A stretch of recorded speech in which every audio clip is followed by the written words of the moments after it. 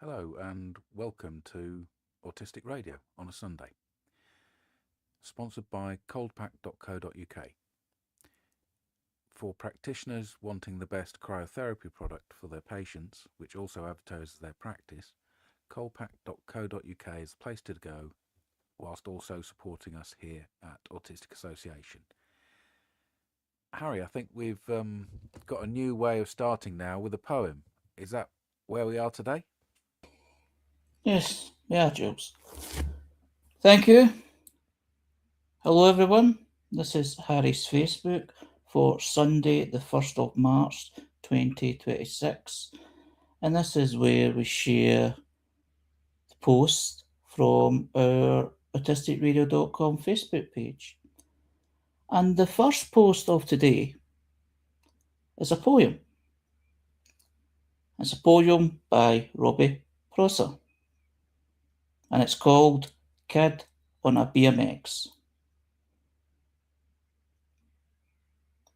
I'm looking through a magazine, looking at the ads. I glance at the photos. One catches my eye. There's a kid on a BMX bike, mid-air above a ramp. I don't take much notice of his name below, just wondering what it feels like and what he's thinking. Is he excited? It all looks so natural, so easy.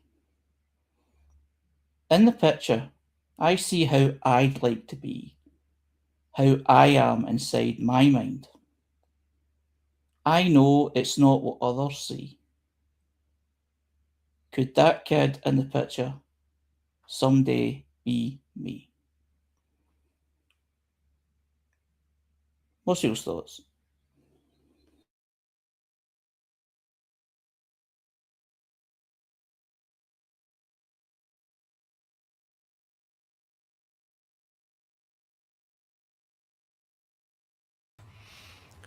So this is dated 2002. I know from conversations with Robbie that he's keen on BMX, and just wonder, in the in-between period, did he fulfill the desire?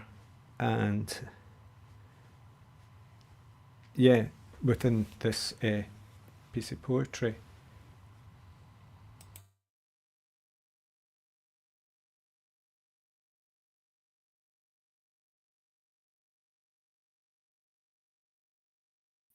It got as far as getting the bike.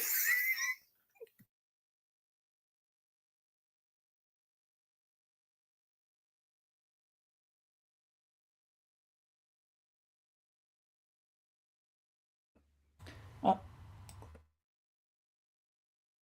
Go on. No, I was just going to quickly say, a humorous thing, it's like, so some people can't play guitar, but they get a guitar, and it's what they used to call air guitar. So they pretend they're playing one. So you've got a BMX, you can pretend you can have an air BMX. I've ridden the bike, but I've never got to as far as doing tricks. But that's something I might try again. Aren't they quite small, these bikes, Robbie? Yes, they are, and I had to have a special seat post made. In fact, I had done that twice because my original one was nicked.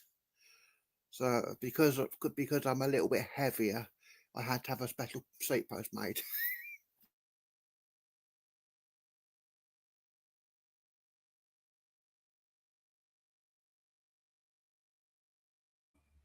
I enjoyed reading that aloud and, of course, within myself. And I like the flow of the poem. And it reminds myself it's like it's capturing something that's interesting, but then asking a question about it, and then it gets a little bit deeper.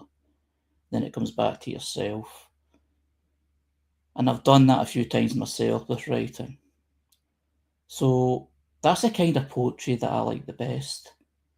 And I've heard so many people do it in many places. I used to go to different different creative writing groups, and places like people would stand to do readings, sometimes poetry, sometimes it would be, song, all kinds of stuff. And I like the journey that these poems go through, particularly Robbie's one we're talking tonight. It's this journey and a picture being created in my head, even about a description of a picture that I haven't seen and hasn't been shared, but it's what's being written about. And I just find that that's how poetry can be so powerful. Last week I was wondering, I was guessing kind of like I was imagining yours would be minimalist and that it would be like prose poetry, kind of getting at your consciousness. And I was right. It's really delightful.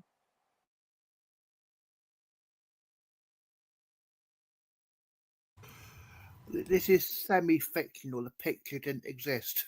It was a rare occasion I wrote to a given topic. That's even better. It's like what Teresa says. When I was at school, they said to us that something like this was prose poetry, and I would then later I would always write like this. It was also, they used to call it a meditative essay as well. It's like you're meditating on a subject. But there was a time when I felt like I would take each individual sentence and just put one after the other in the way that a poem is sometimes formed, just to see how it looks as, in that structure, rather than the structure of, how we would normally write it like this, which is like, like a paragraph, to see if it took on a different rhythm in the poem structure. Not often, it's good as it is, and in my case, it was always good as it was, you just got to get this stuff out sometimes, and I echo totally what Harry says, the wee journey that it goes on is fab. Well, one of my favorite things on earth is minimalist anything. And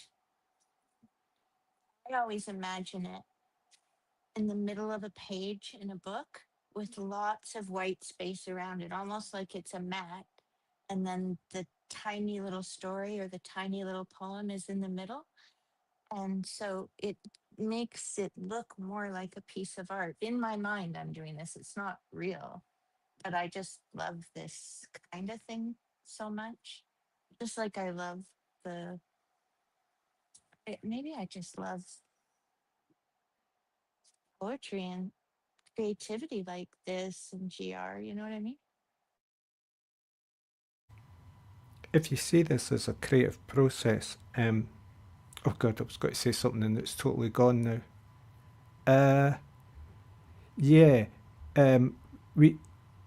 I'm reflecting that sometimes in my autistic moments, I think like this, and it's almost like I'm having an interview with myself.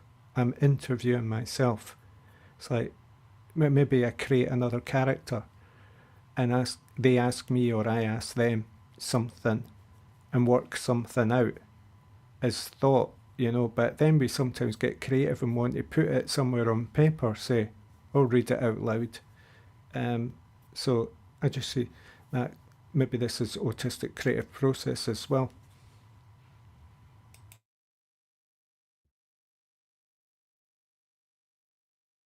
I think it's the sparsity that attracts me to it. Nothing extraneous. Every part of it offers the question.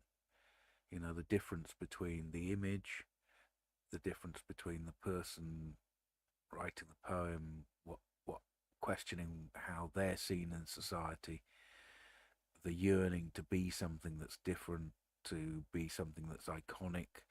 There are so many different ways of linking it all together in its sparsity. And that always appeals to me. It's almost as though the puzzle's put out there for you to complete and you to make it mean whatever it means to you. I really like the different lengths of sentences, and they sound so natural. I don't know if it all comes out of you at once, but like, and so like one catches my eye. So it's like this little short tight punctu- punctuation, and then there's a longer run-on sentence, I think, or you know, it's sort of like you're getting more excited, and you do say, "Is he excited?" It's just lovely.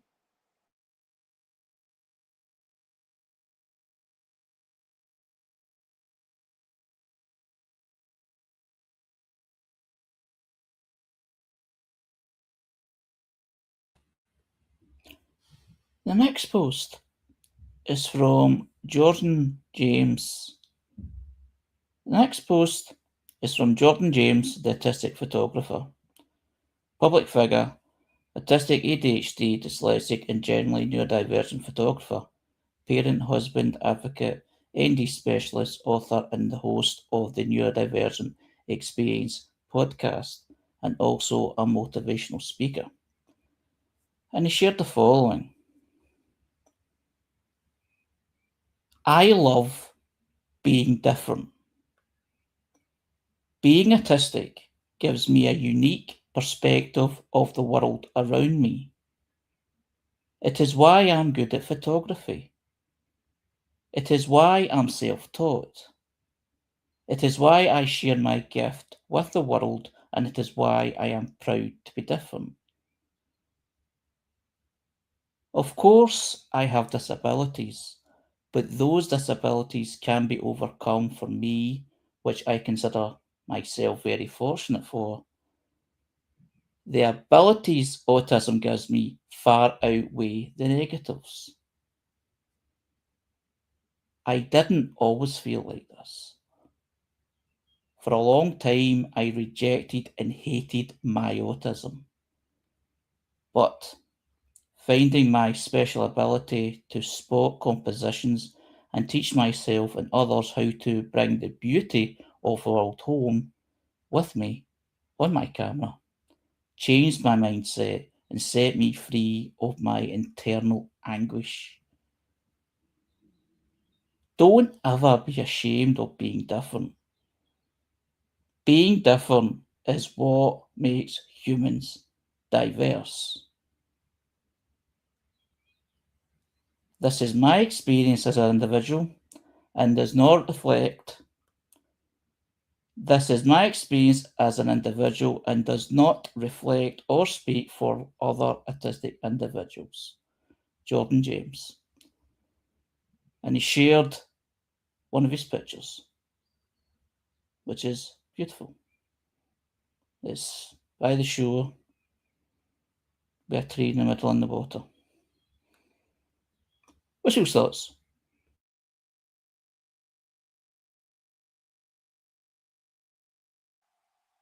I like it because he doesn't make it seem like it's a superpower. You know how some people do.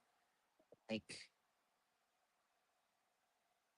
maybe he's a bit more mental.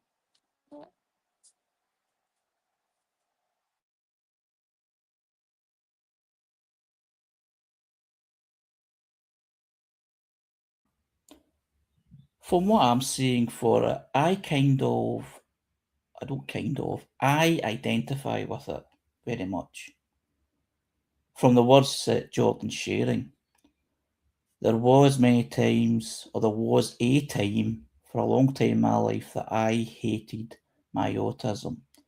I felt it was getting in the way of what I was supposed to be doing in life because I had all these barriers thrown in front of me because of my autism.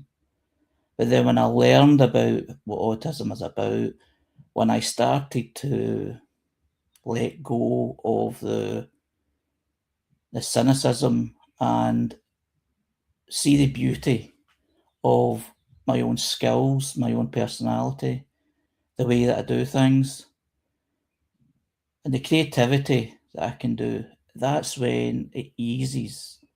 And then you speak to other autistic people and share those experiences, all different points of view, all different ways of feeling.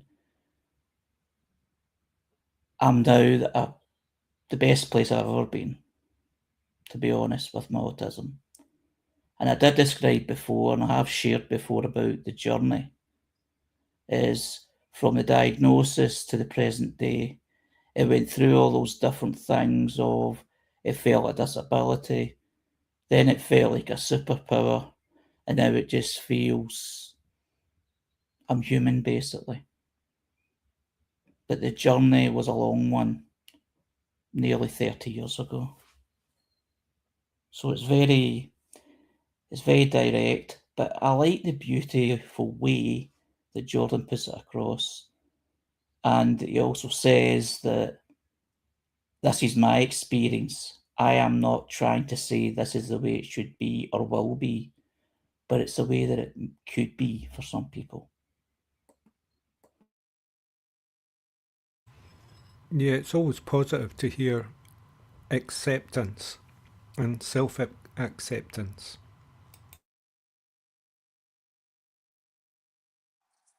Do you think that, like, sorry, let us who are older are going to get there? Because it sounds like it takes a while, but it sounds so great to get to.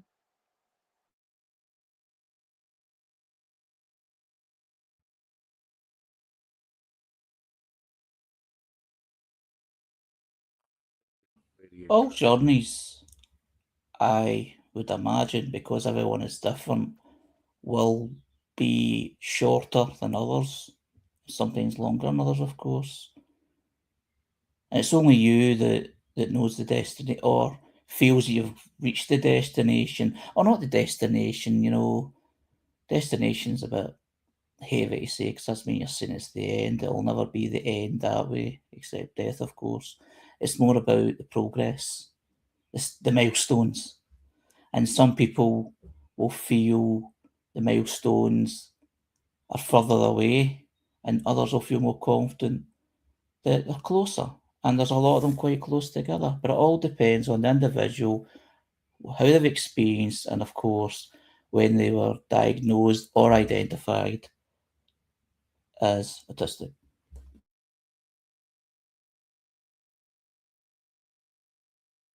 I think it's interesting because we come across this as a repeated pattern where people go through a process. They might call it a grief process, or they might call it a self-realization process, or they might call it, people look for patterns in things, and there's definitely different things people come across that we make into these programs in our heads, and I think they're valid. They describe people's experience. That's a valid thing. But there's also another issue that we don't all have to do it this way. And our experience, especially if we're late identified autistic people quite late in life, in their 50s and 60s and 70s,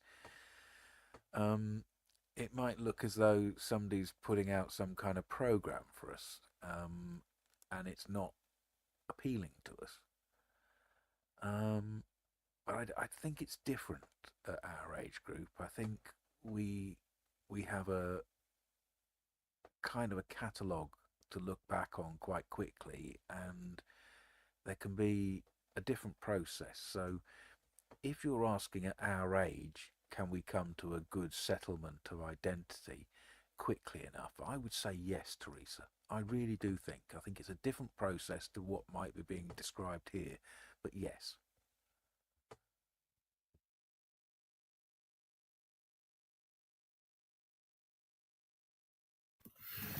I didn't even know anything about autism until my mid-20s, and I thought it was just me that wasn't good enough.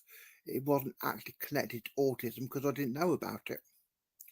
and I was only finally diagnosed in my mid 40s, and by then I just learned to accept myself as I was, just accepted majority of society just wasn't going to like me.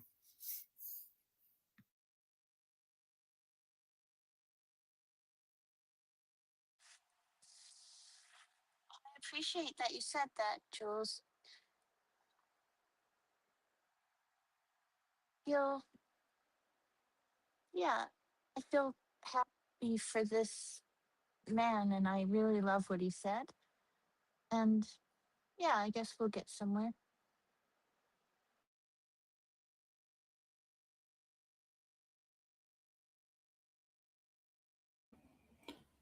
Just going on from what Robbie said about people not liking or not accepting of who you are.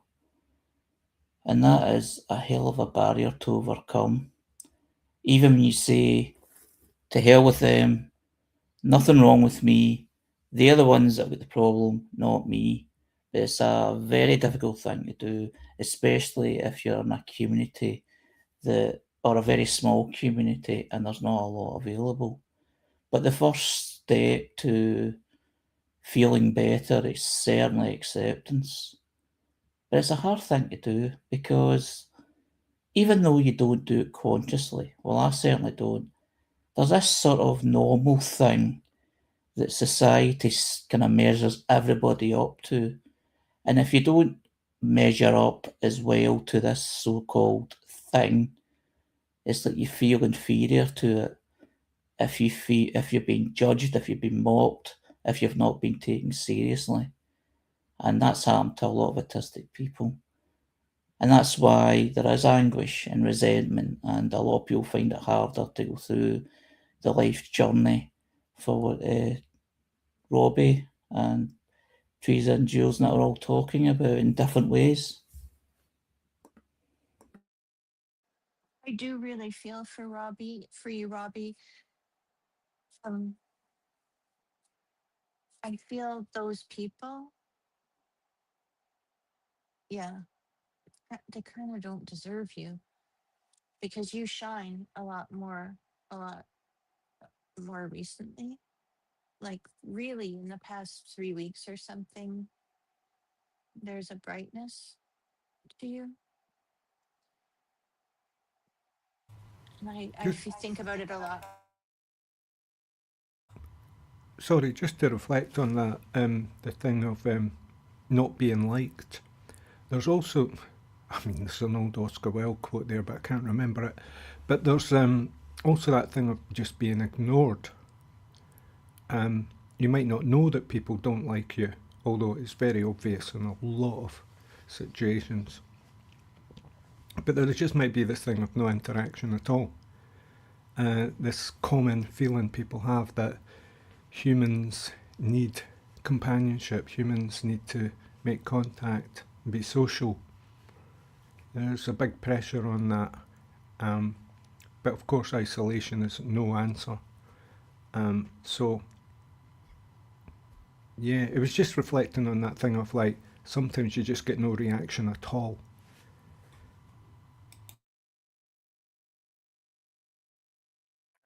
You and I are two of the originals of Autistic Radio, going back a long time now in this project. And we've had other people along for that ride. We've got people here at different stages thinking about their autism. But overall, the balance that we're putting out here in our recordings, our podcasts, our live broadcasts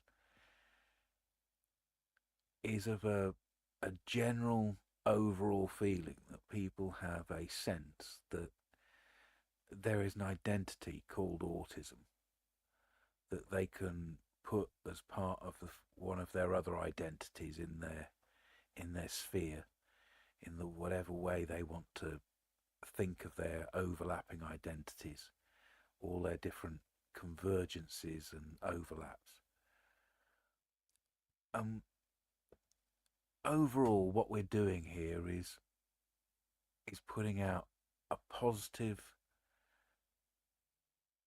possibility for people who have looked at their own autism and become comfortable that that is the kind of person that they want to be.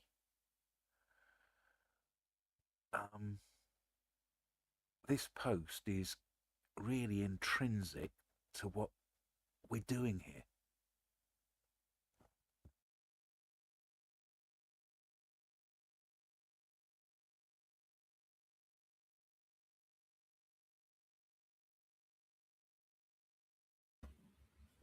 Robbie shared, the biggest step was finding the communities that accept me as I am.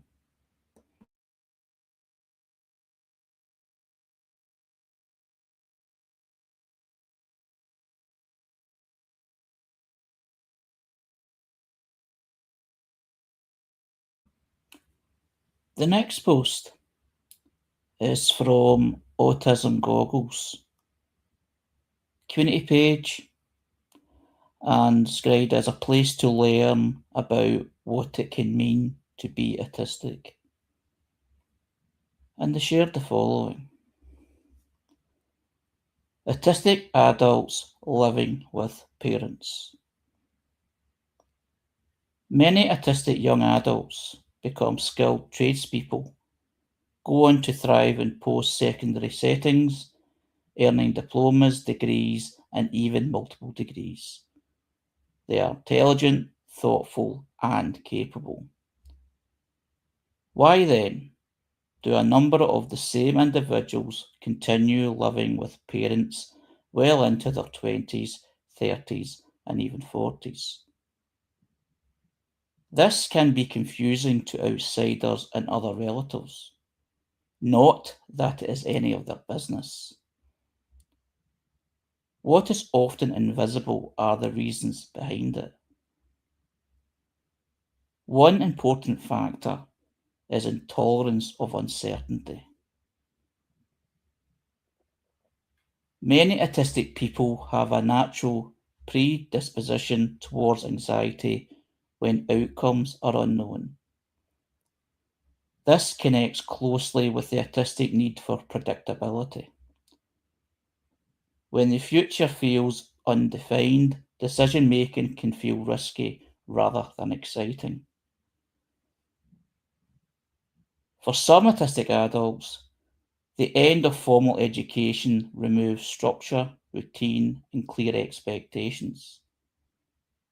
Life becomes filled with choices that have uncertain outcomes, and the pressure to choose correctly can feel overwhelming. Intolerance of uncertainty can make questions such as these feel paralyzing. What if I choose the wrong job or program? What if I move out and cannot manage daily life tasks? What if I don't like where I live or lose my job? Catastrophic thinking can take over.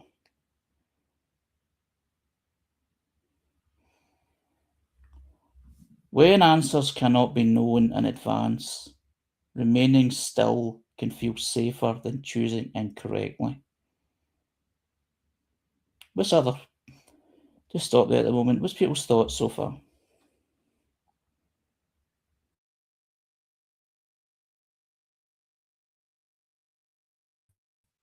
I just found that I didn't ever feel the need because I had that what it says there that there was a foundation, and whenever I went out in the world, if I failed, I had something to return to, and it helped me to keep going.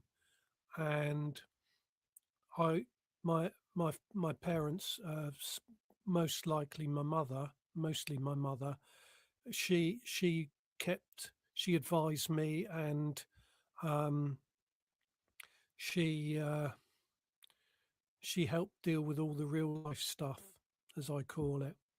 And she's been gone 12 years yesterday was the 12th anniversary of her passing away. And now I have to deal with real life stuff. And I don't feel that I, although people say, oh, you're doing so well and all this, I don't really feel that. But I do manage to keep going. But it's the foundation that my mother gave me that helps me to keep going.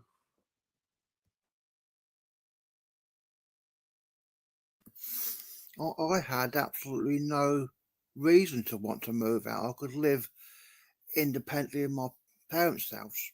The upstairs was mine, downstairs was my parents. My dad supported me with the stuff I struggled with, like the form filling, phone calls, and supporting with meetings. I supported my parents with preparing and cooking food for them and doing shopping and helping with gardening. And all moving outward causes isolation and extra bills. I saw absolutely no point. It's just that it's, for some reason, society's expectations that you have to move out.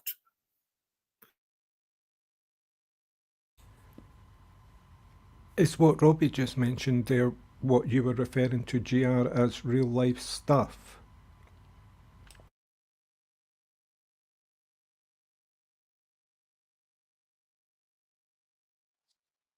Even though I obviously moved out, and I mean, I know people who do stay there, and I totally understand it.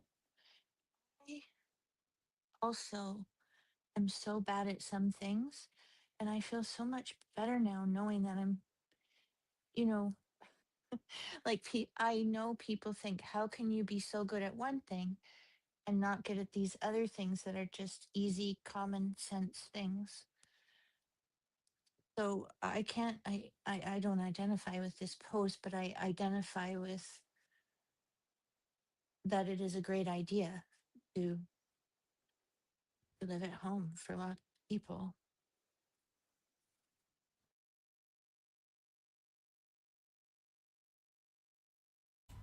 I think Need to be it's another flexible. thing. Sorry. I'll go ahead. We need to be flexible and think of different arrangements, especially when somebody is of a different generation to yourself and learning disabled, or there are going to be there's going to be a legacy. So one of those ways of creating independence is actually having somebody alongside you, learning more and more independent skills for a longer period of time, before the inevitable happens and you die and your child has to fend for itself and work out ways for itself. So I can see it being a very good thing to be a longer splint, a longer support, as long as people are actually actively thinking like that. It's quite a hard thing to do, to be thinking of your own demise at the same time as trying to live in the moment and then enjoy life. So there are issues.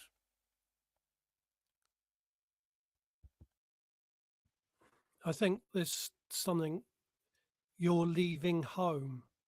Home is a nebulous concept, but why I never felt the need to create or attempt to recreate what I had in another location without the people that were there for me. So this is my home and this is where I live.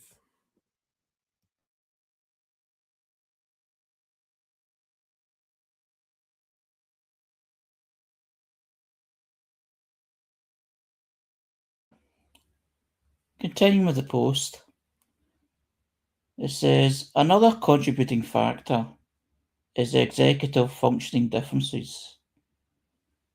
Many autistic adults, including those with co-occurring ADHD or missed ADHD, experience difficulty with the practical skills needed to manage daily life.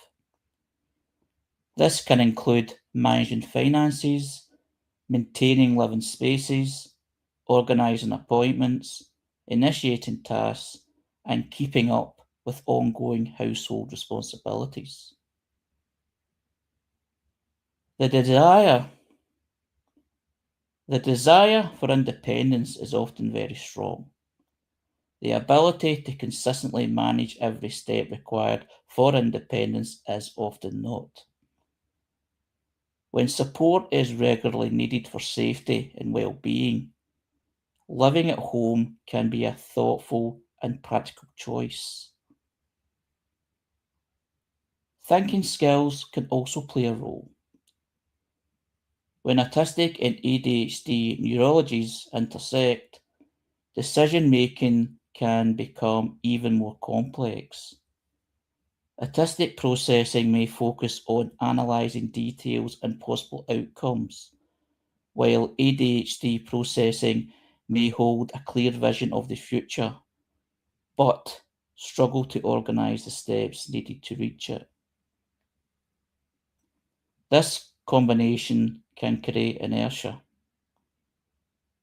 The person is not lacking motivation. They are navigating competing, compressing demands that make decisions exhausting. Living at home in this context can function as a support rather than a setback. It can provide emotional safety, practical assistance, financial stability, and space to recover from burnout or uncertainty while continuing to grow. For those who require regular supports with essential tasks, it can be ideal, especially when parents respect the adult's child autonomy and decision-making while providing support without shaming or judging. In today's economy, multi-generational living is also financially sensible for many families, disabled or not. Most importantly, independence is not defined by a postal code. It is defined by autonomy, dignity, and the ability to live in ways that honour one's needs. Choosing to live at home is a decision between the autistic adult and their family. It is a decision that does not require input from others. Most people's thoughts.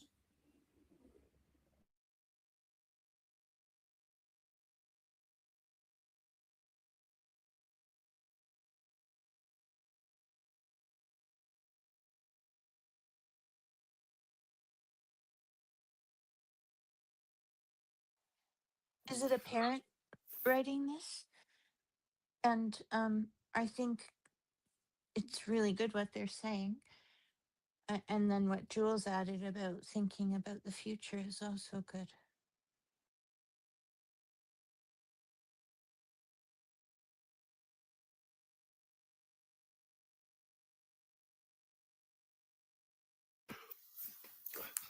Since my father passed away, I have not been able to find suitable support. Social care just wanted to seize control of my life. I don't need decisions made for me. I can make them on myself. It's issues like filling in forms, and there's no in between with them taking control of your life or being left to struggle.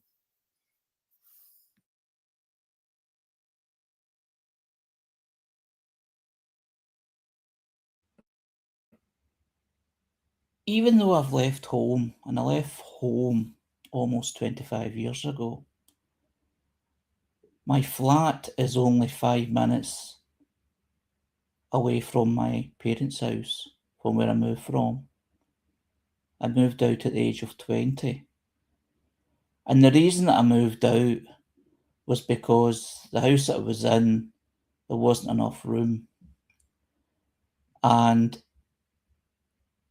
when we moved into that house, because I was 8 years older than my brother, I didn't want to share a room. I just felt it was too much of a gap because he was a young boy and I was an adult, and say, he was 12 when I moved into my house, actually. So I ended up sleeping in a room which wasn't really a bedroom. It was accommodated into a bedroom. It's like those houses which has a cloakroom, has 2 front doors, and one of them's a cloakroom, and I actually had that as a bedroom for 2 years. And as I got older, not long after my diagnosis, I was becoming irritable because I did certain patterns that my mum and dad didn't understand why, like taking a nap after I was at college because I was burnt out. But it was during the day, and they're saying, why are you sleeping during the day? They just didn't understand that concept. Because they say you go up in the morning, you go to bed at night, and you sleep at night. And if you sleep at night, everything should be okay in balance. The so-called, if things go well. So I did get my own house, but it was through support from the Scottish Association of Mental Health, a support worker through that, a support of getting medical points and all that sort of thing to get the house that suited me, which is a 1-bedroom flat, kind of 4-in-a-block kind of flat, which used to be allocated for older people. And at that time, I was one of the first younger person to move into these kind of houses, and I've been here ever since. And although I am reasonably independent, I still have that safe structure of my parents just being down the road if I need help with something. And it could be something like dealing with a phone call, something that's a crisis, and somewhere just to go if I felt bad, which has happened in the past. And they, of course, come to me if need be. So even though it's not physical, the structure's still there. And I've got siblings, all my other siblings have moved further away. Some have their own families. And it's just something I couldn't grasp of doing, moving away from what I feel is a safe structure, safe haven that I have, and move somewhere completely new. And then it just be an utter nightmare. Even just thinking about it now as someone nearly 45 years of age. So it's that concept as well as being in the home itself.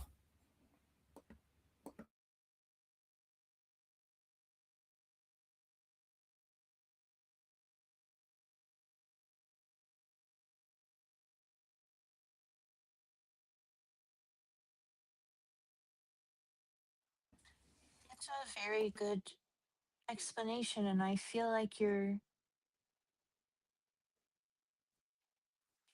if this was like an hourglass, you'd be the one right in the middle of like, say, Jules and me having families. That does give structure, but I still do feel like I'm not really good at commonsensical things. And then, you know, the ones like GR and Robbie, it totally makes sense to me. And I also have friends who did the same. So you're you're you described it so well and so thoughtfully. Thank you.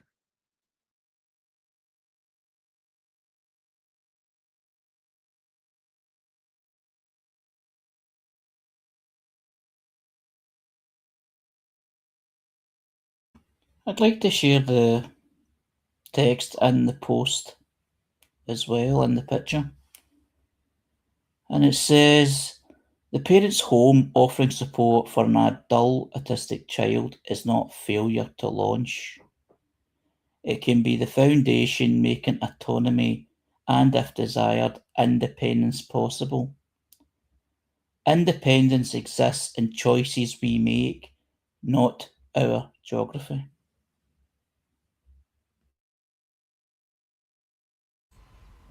I was kind of interested in that phrase there. I'm glad you reread it, Harry. This idea of the failure to launch almost sounds like that thing when they say, like, birds leave the nest. But failure to launch, it's like, what is launching actually like? I'm sure it's very varied for a lot of people, but there does seem to be a stereotypical kind of, what do they call it, way to live your life. You know, get a sort of education, figure out what you're good at, get employed somehow with those skills, make money, get a home, raise a family. I suppose that's the thing, but a lot of people aren't quite operating in that way, and so they look for alternatives, or they just stay at home. I would have stayed at home, to a certain extent, but there were things I couldn't do at home, so I needed to find somewhere where I could be myself, as it were. And you get into an economy there of people who are spare rooms, and let you become part of that kind of economic community, for good or ill. And then maybe if you're lucky on a waiting list, you get your own council house, which I did, but it was in a horrible area. So I was quite relieved to go back and look after elderly parents later in life, which eventually meant, I was able to inherit my family home. So it's a long-winded route, but it's a variation on the theme.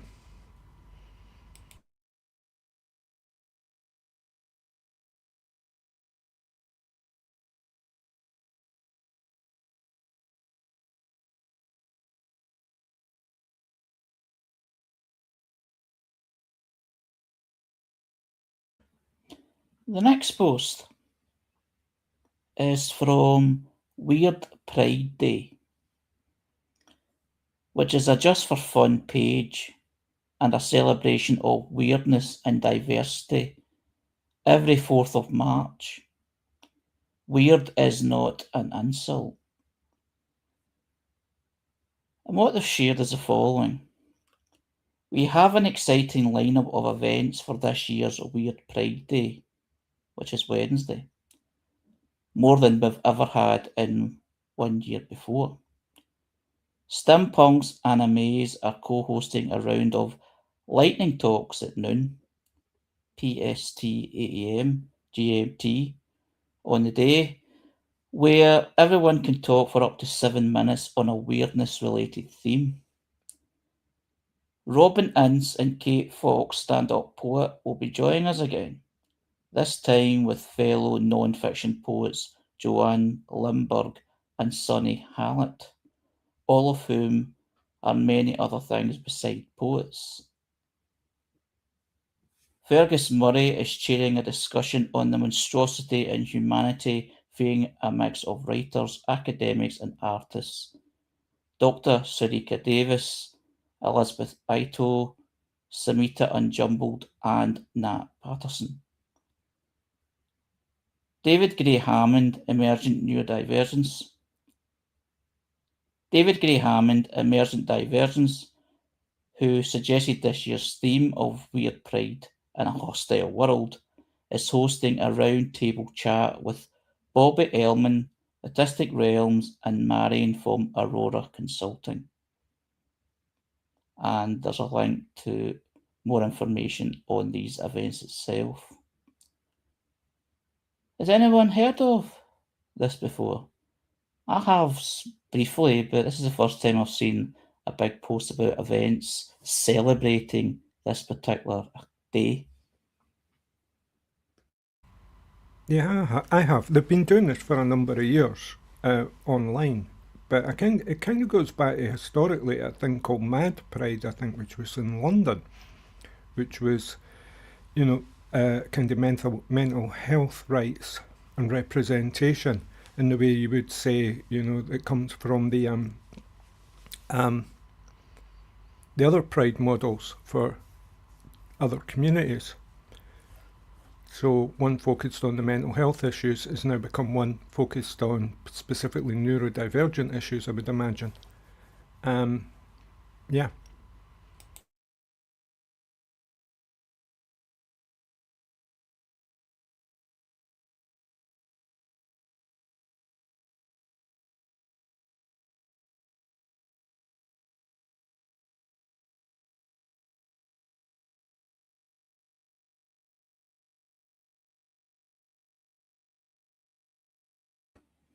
The next post is from Neuro the Universe.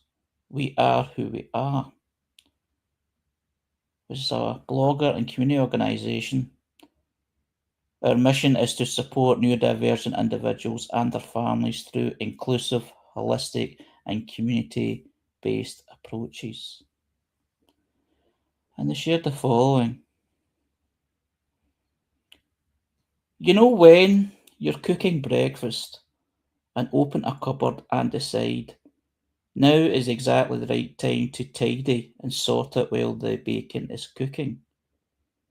Now I'm on Amazon to order more baskets to do the rest. Now I'm on Amazon to order baskets to do the rest. I see this as spring cleaning.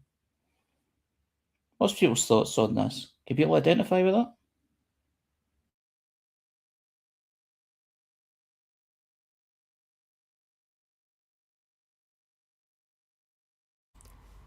So I think this is about spring cleaning, that feeling, isn't it? But at first, when you started reading, Harry, I thought, is this going to be about that ADHD neurodivergent thing about going to do one task and then totally getting consumed by another one because it's more intricate and interesting? I saw a video recently about this, about somebody who's going upstairs to sort out their socks and halfway up the stairs decides to rearrange all the pictures on the wall. So their colleague decides to tell them, describe for them how sorting the socks could be as intricate and even more complex than making a gallery of pictures on the wall. And so suddenly they give up this idea of rearranging the pictures and zoom upstairs to do the socks.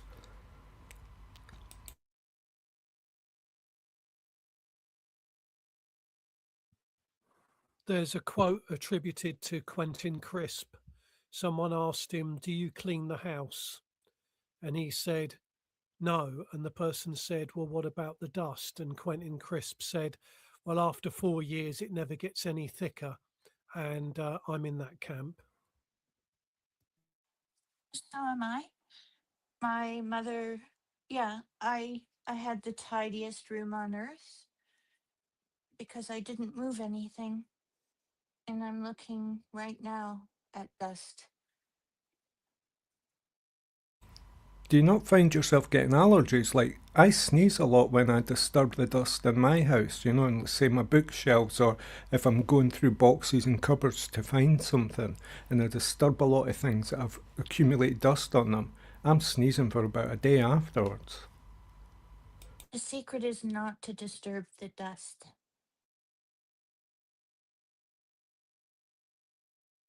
Ooh, that sounds almost mystical. How do you not disturb the dust?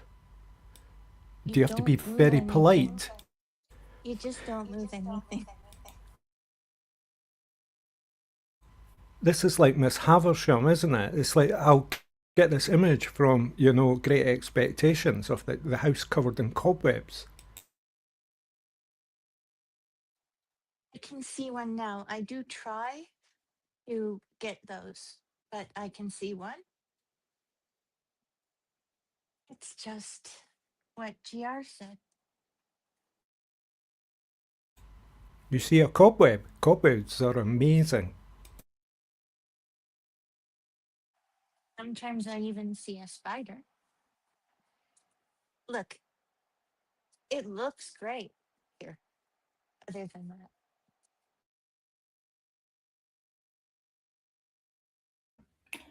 The spring cleaning thing is an interesting thing to me because it's something that I've always thought of doing but never really get round to it.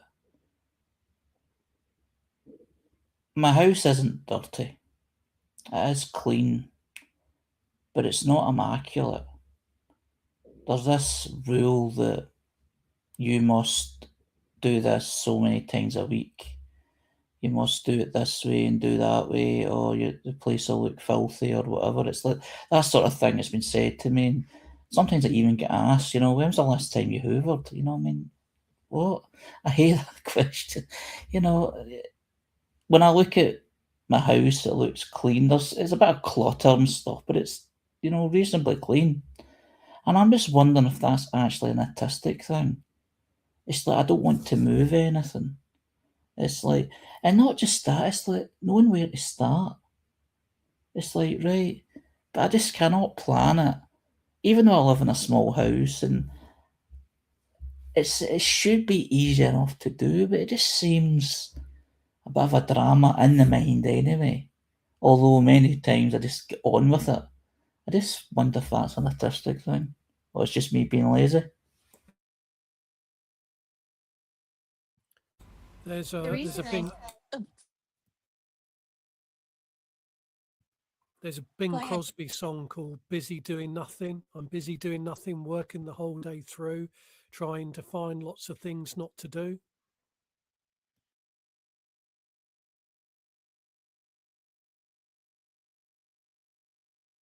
The reason I think it could be autistic is that I have a sister so close in age to me who is not autistic. And she had a normal teenage girl room, like, tried on lots of outfits.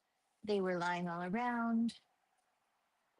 My mother actually made me trade rooms with her. I had the big room because I was older. But when company came, if they had to go upstairs to use the washroom, her door was right at the top of the stairs. So I had to switch rooms with her. And it always looked nice when you looked in mine because I just didn't move anything. I would look at the stuff, I just didn't move them. I mean, like I move stuff on my desk, so it's not dusty, but once I put decorations around or books on a shelf, or I just leave them there. So maybe it's autistic. I think so.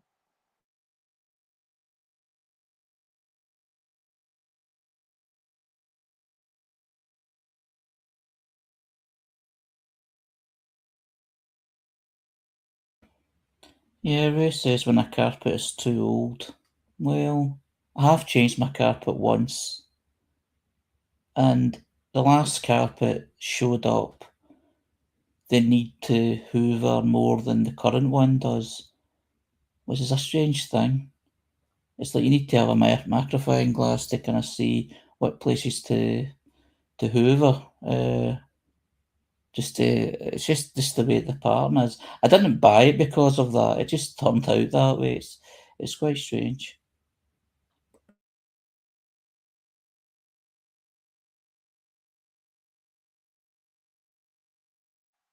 Probably a good skill in a carpet designer. Rubbish shared. I tidy up, wash up, etc. when I have to. And I think that's the sort of kind of mindset that I have. It's not that last minute rush though, which my friend seems to suffer from, especially if he's having a visit.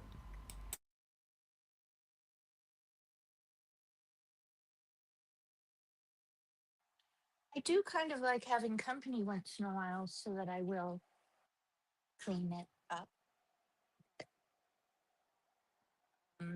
Okay, but I think it is clean other than dust. But I do kind of like that idea of having, and it's not often that I do have company. Yeah, I don't mind that. And it does prompt me to do more. But I do my dishes, and like areas that should be free of germs are definitely free of germs. Yeah, all that.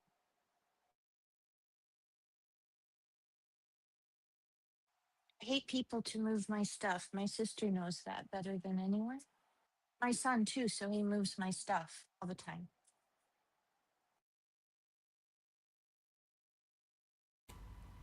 On that subject, there was a thing I saw. There's a theme that seems to run through the TV series Astrid, that everybody who works in the police office has a desk that they lay out in a certain way. Some are chaotic, some are very ordered, some are just more intriguing. And of course, Astrid can't help but want to interfere with certain desks because they're not quite like hers. But I always thought the way somebody lays out a desk can say a lot about their character. I have a a spot on my desk for my dog?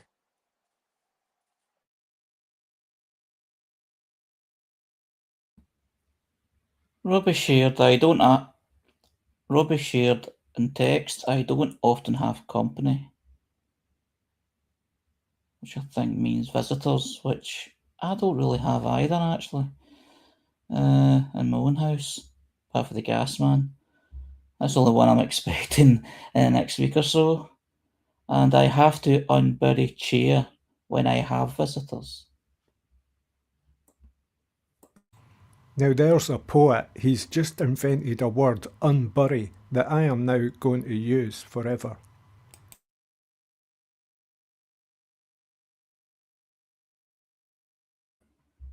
Well, thanks everyone. It was a great discussion tonight. Starting with the poem all the way to the discussion we're having now. So this is Harry's Facebook for Sunday the 1st of March 2026, which is part of the Spectrum Voices Conversation, here every Sunday, 5:55 to 7 p.m. UK time. We'll enjoy tonight. I look forward to next time. Goodbye.